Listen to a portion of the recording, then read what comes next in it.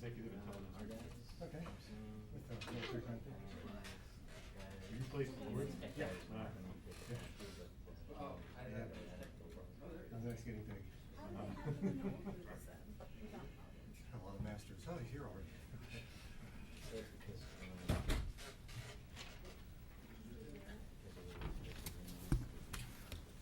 Well, good morning and welcome. I see that we can see General Mixon. Let's see if he can hear us okay. General, this is Brian Whitman at the Pentagon.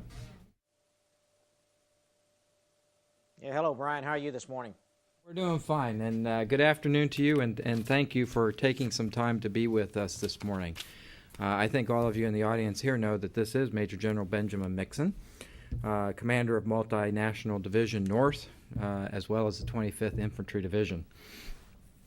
He spoke to us in this forum and format most recently in March.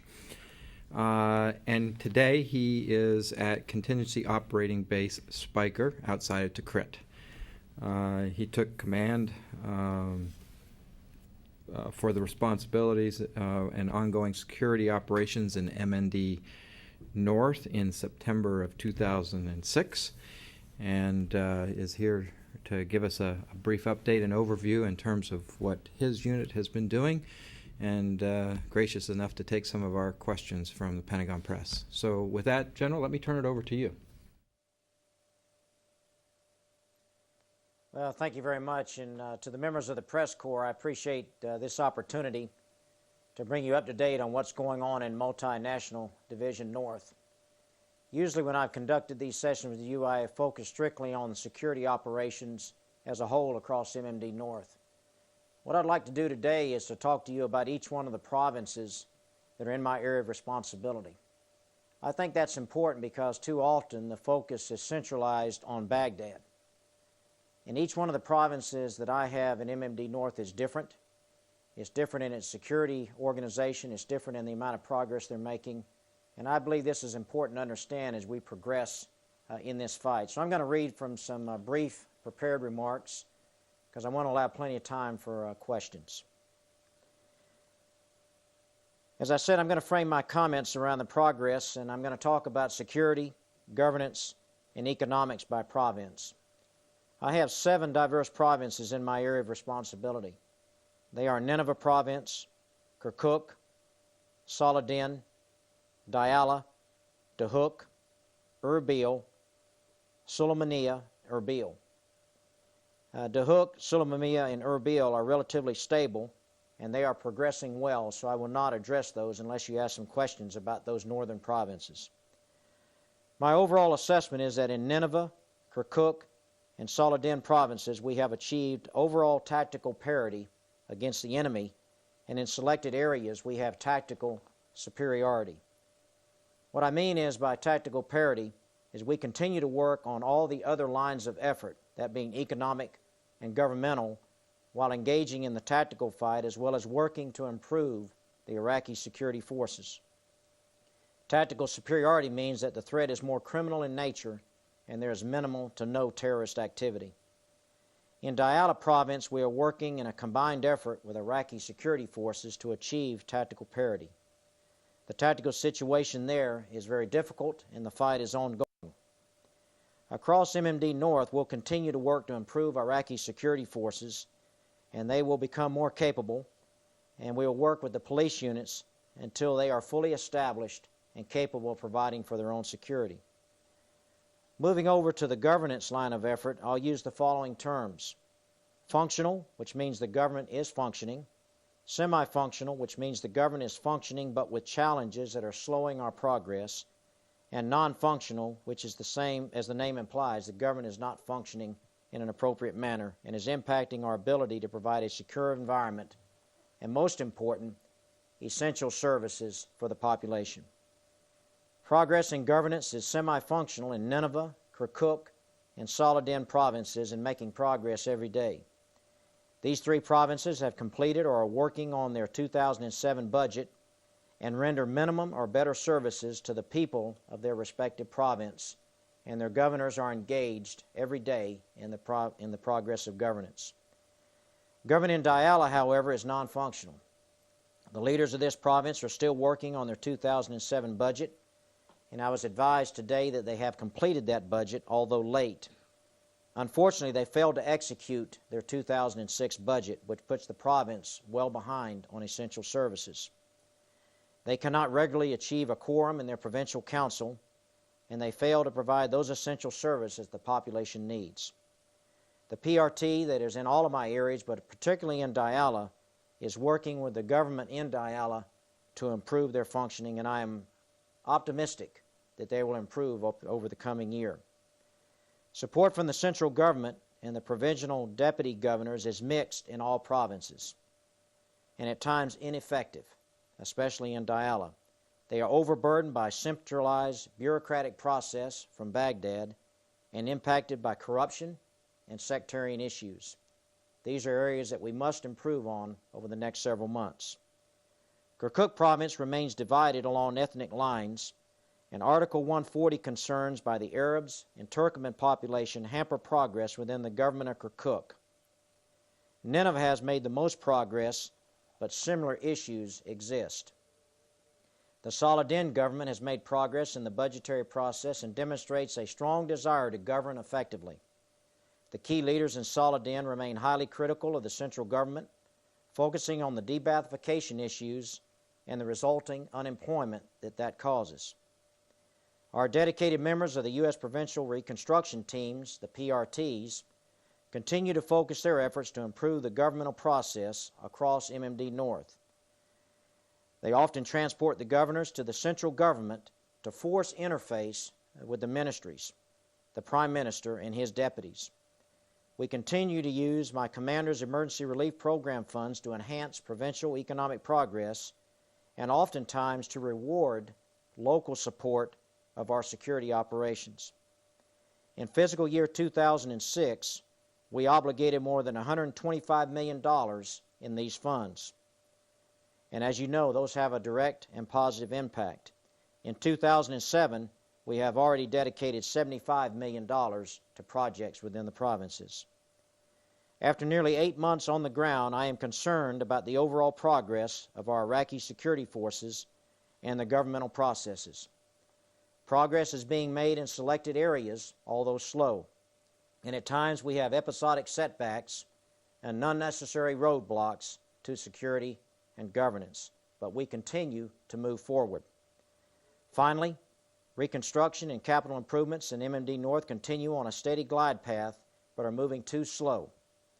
We have seen progress in such areas as small business microfinancing in Saladin and Nineveh provinces, coupled with larger projects such as the Kirkuk Provincial Solid Waste Management Project or the Talafar Granary reopening, which holds up to 75,000 tons of grain and has been dormant for over 4 years. We recently opened that granary.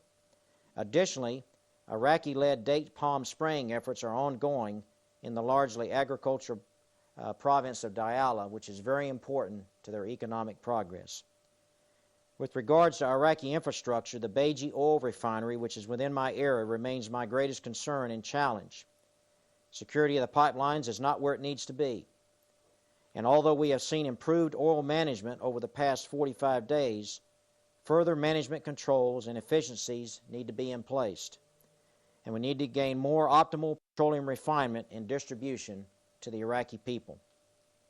These petroleum issues are related to the electricity issues that plague the country. While electricity generation is improving, distribution continues to remain a challenge. Additionally, and most important, the strategic infrastructure battalions who are responsible for security of the pipelines must be better trained and equipped in order to effectively guard the pipelines and power lines. Results in these particular organizations have been marginal at best since my arrival. Our efforts to train and build capacity for them is limited, and the national ministries must step up and do their jobs so that Iraqis can have basic services at the grassroots level. Our Task Force Lightning soldiers have performed magnificently since our arrival.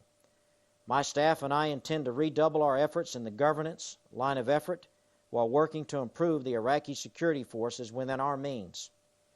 Defeating the effects of IEDs remains a high priority while we simultaneously conduct intelligence-driven operations against al-Qaeda cells and other insurgent groups, rogue militias, and particularly against the financial networks that support them.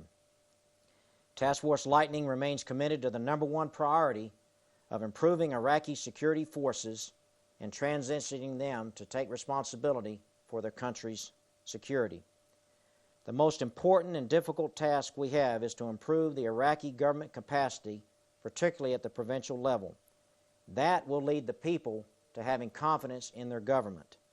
The confidence of the people in that government will enhance our security operations and enable us to ultimately defeat this enemy. I'd like to close my comments by thanking the American people for their continued support for our mission. It is vital to our success. Most importantly, I'd like to thank those families of our service members that have lost loved ones in this conflict. Our hearts and prayers go out to you, and we wish you the very best in the future. And always remember, your soldiers will never be forgotten. I'm prepared to take your questions at this time. Well, General, thank you for that overview, and let's get started here with Kristen. General, this is Kristen Roberts with Reuters. I'm sorry if I mischaracterize you, but what I hear you saying is that you're surprised by the slow pace of progress in the Iraqi security forces and in governance issues. Can you give us a little bit more detail about what you think are the major obstacles, the main roadblocks standing before progress? Is it the bureaucracy in Baghdad? What are the things that are keeping Iraqi security forces and the provincial governments from progressing at a rate that you would think would be appropriate right now? In a nutshell, it is the bureaucracy in Baghdad. The ministries move too slow to provide support to their security forces, and also in the area of providing support to the governors. It is getting better, but it's way too slow. So we have to work to improve that, and we are doing that by taking our governors to Baghdad so that they can interface with the ministries, and by also having governors' conferences up in our location and bringing the ministers up so we can enable interface with them. But it needs to be sped up, and we need to show the people of Iraq that their government can provide essential services and security to them, and that will be the most powerful weapon against this enemy. Courtney. Hi, General, this is Courtney Kuby from NBC News. You said specifically that you're concerned about the overall progress of the Iraqi security forces. Can you be a little bit more specific about that? What specifically about their progress is lacking or is concerning you? Well, as we transition in, if you recall our previous conferences, we focused on the turnover of the Iraqi security forces to Iraqi Ground Force Command. And we have done that with 3 of the 4 divisions in my area of responsibility. From that point, these divisions on the ground have done a good job of assuming responsibility for their security. But they are slowed down in their progress by a logistics system that does not support them adequately, and by a bureaucratic process that hampers promotions, that hampers pay, and hampers other logistics assets getting down to the ground level. So it's up to us here to work with the Ministry of Defense and the other higher echelons of Iraqi command to support these ground forces. I am convinced if they get that support that they will continue to progress. But I want to underscore the fact that those soldiers, those Iraqi soldiers and security forces that are on the ground are in fact stepping up to the plate, and they are providing basic security in both individual operations and also combined operations to us. But we need to move them farther, and they can move farther if they get that support that they need from the higher echelons of command in Baghdad. Go ahead, follow up.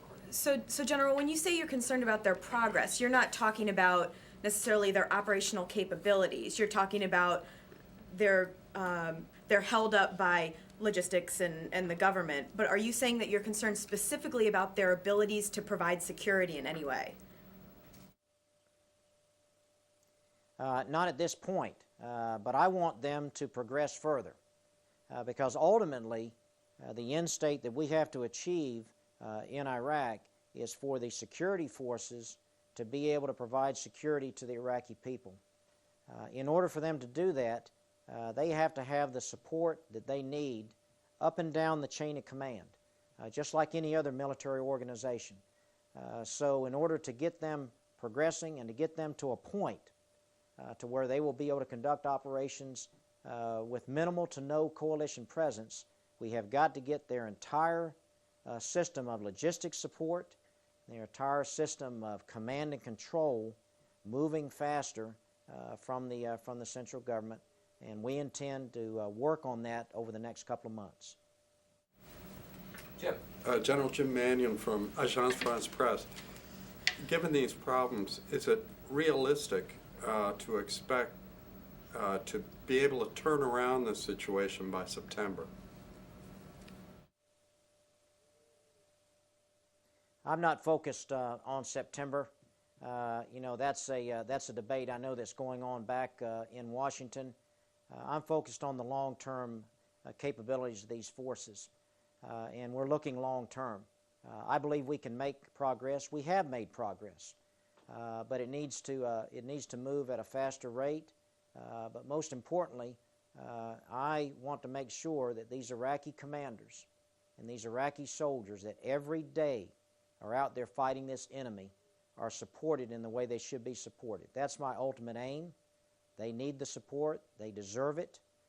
And we're going to work very hard to improve the capacity of support up and down their chain of command.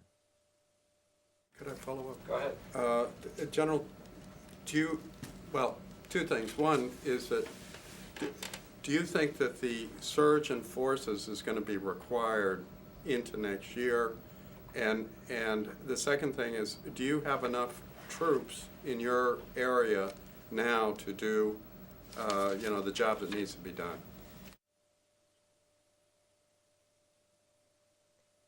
I have enough soldiers in my area of Nineveh Province, Saladin Province, and also Kirkuk Province to provide that security and to conduct operations with those divisions in that area and to move them forward. I do not have enough soldiers right now in Diyala Province to get that security situation moving. We have plans to put additional forces in that area. I can't discuss the details of that. We have put additional forces in there over the last couple of months, an additional Stryker battalion. But I'm going to need additional forces in Diyala Province to get that situation to a more acceptable level, and so the Iraqi security forces will be able in the future to handle that. Now, you ask about the continuance of the surge into next year. I can't answer that question. That's a question that needs to be addressed at a higher level, but I would say this because it's relevant. We just can't think about pulling out of here just like that. We need to have a long-term commitment in some form or fashion to ensure security in the region. It doesn't necessarily have to be the large number of brigades that we have here now, in my opinion, but we need a long-term commitment that will enable us to continue to work with the Iraqi security forces, just like we've done in other parts of the world and just like we have done in this region. We have been engaged in countries in this region for many, many years. We maintained a presence after the first Gulf War in this region. We have worked with the other countries, Jordan, Egypt, just to name two of them. So we will continue to need to be engaged to work with the Iraqi security forces for many years, but not necessarily at the current levels.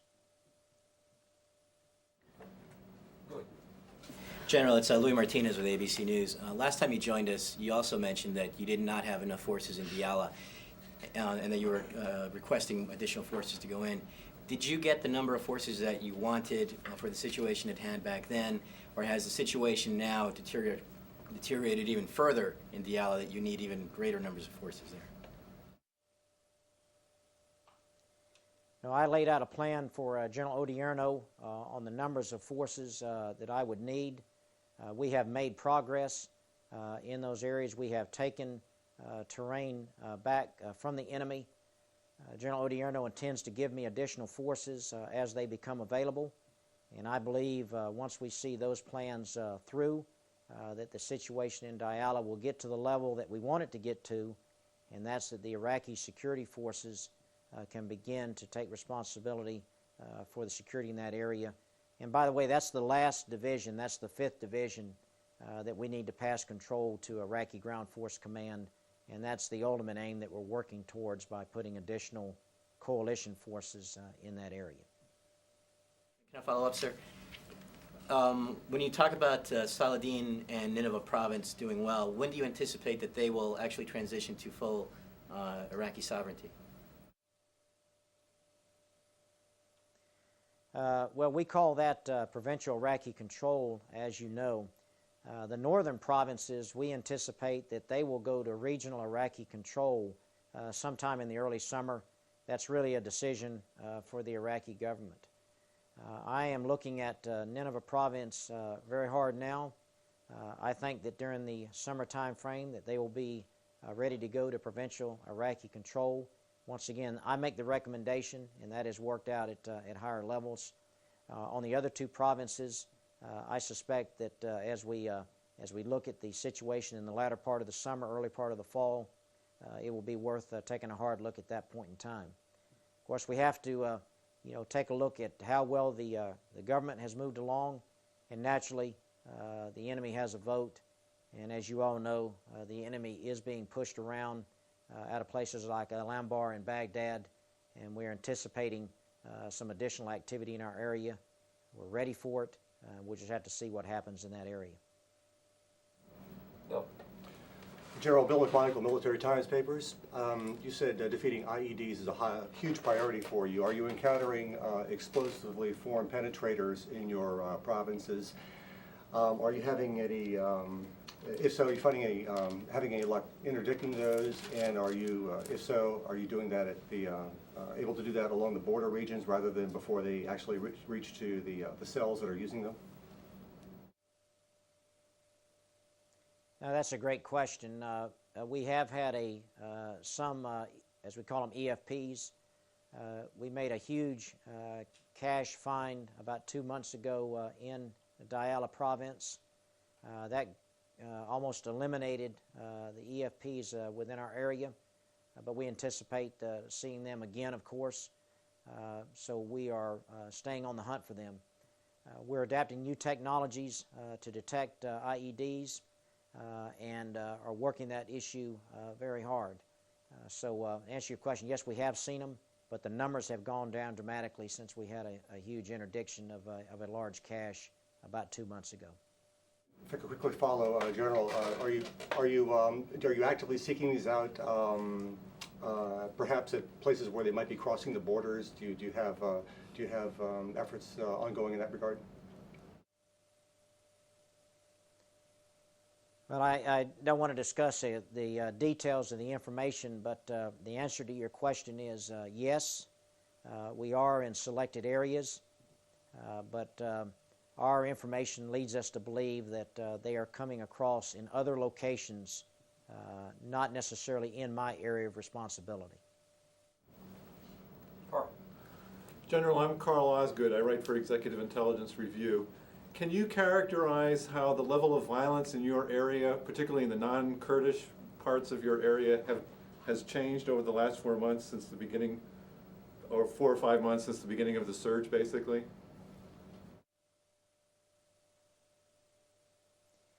We've seen the level of violence in Diyala province increase. We believe that's caused by 2 factors. Number one, we have picked up our level of offensive operations, so we've been engaging the enemy and moving them out of areas that they in the past were operating and may have had safe haven. But number 2, we also do believe that there are elements moving out of Baghdad.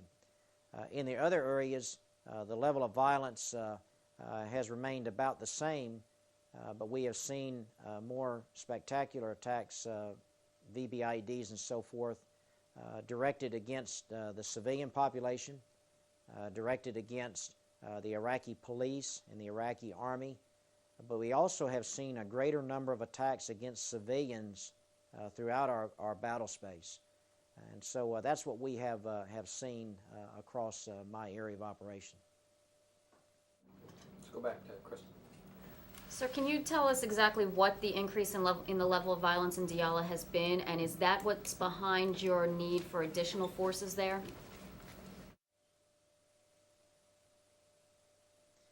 No, that's not exactly what's driving it.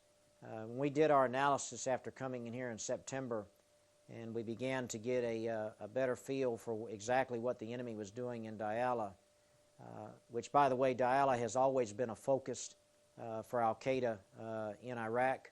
It's where many of the high-level individuals have been killed or captured. They declared it their caliphate about a year or two ago, so they have been in there for a while. But as our great soldiers down there began to understand the terrain, we began to find where they are at. It's a large province.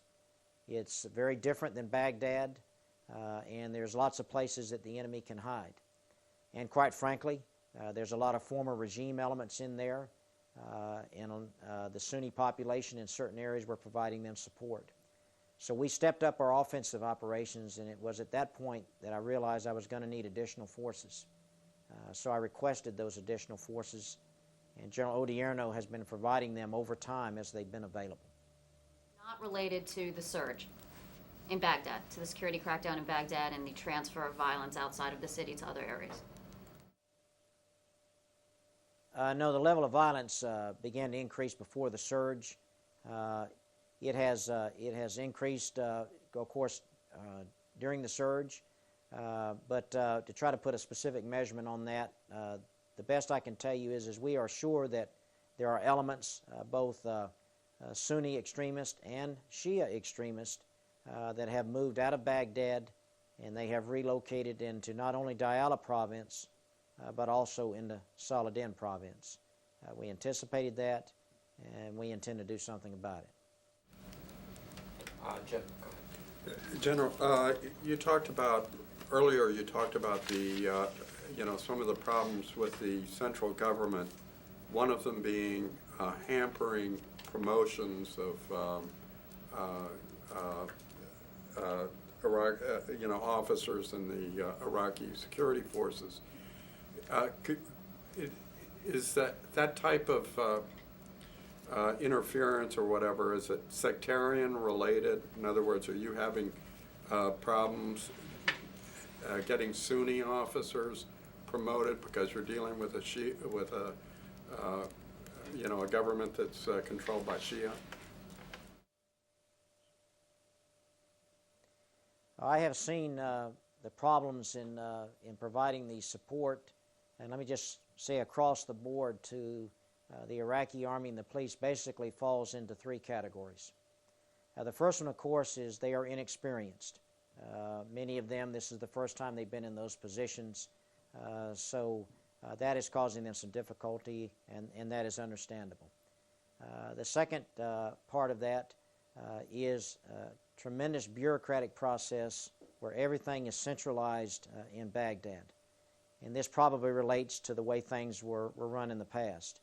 And we have to change that. We have to get more authority down to the provincial directors of police and the Iraqi Army Division commanders.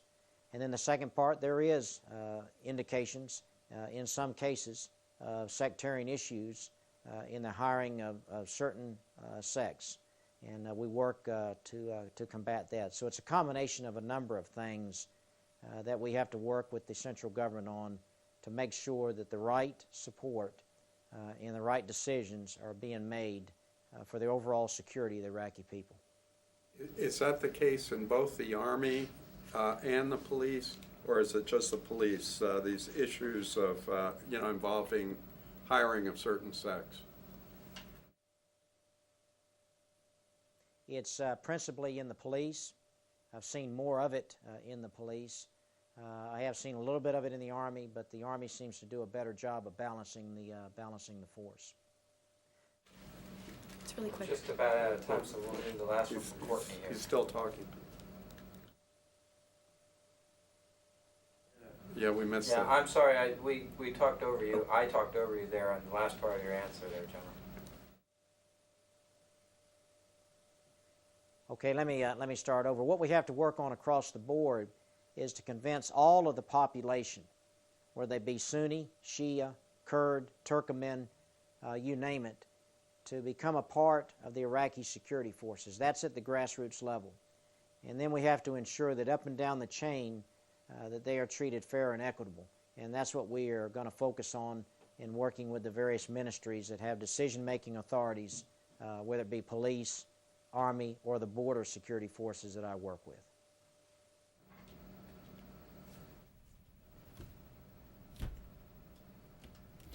All right, we got one last quick one, and then we'll bring it to a close, General. Go ahead, Courtney. General, this is Courtney Kibbe at NBC again. Just one quick question. On Diyala Province, can you give us an idea of how many U.S. soldiers and how many Iraqi security forces you have there currently?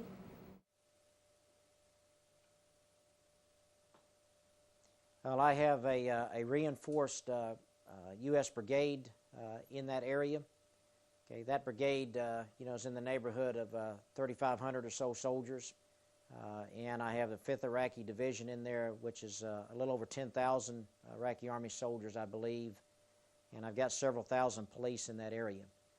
The police in that area are authorized about 3,000 more. We're working to have them hired and trained so we can put additional police in the street. Well, General, we have come to the end of our time, and I want to give an opportunity to you for any closing remarks or anything we might have missed here that you'd like to tell us about. Well, I appreciate the opportunity to talk to the press because we want to make sure that we get our message out to the American people and they stay informed about what's really happening over here in Iraq. I guess I would conclude by saying that we are making progress. It is slow, but we need to continue to move forward because what is going on here in Iraq is vitally important to our nation's security and security within the region. We cannot lose sight of that. We can't take the short-term approach. We must take a long-term vision here. Our soldiers understand that. They're proud of what they're doing.